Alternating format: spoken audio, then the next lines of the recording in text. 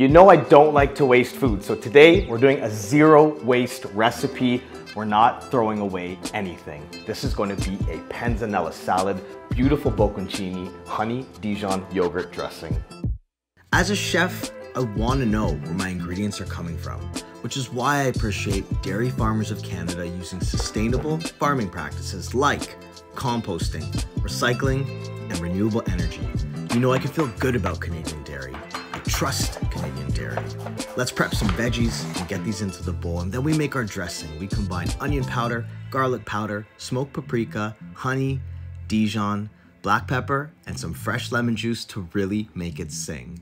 Stir to combine and set aside. Then we slice our bocconcini and we start dressing our ingredients with olive oil and lemon juice. We get the bocconcini in the bowl, we get the cheese in the bowl, and then we plate this up with that luscious honey Dijon yogurt dressing.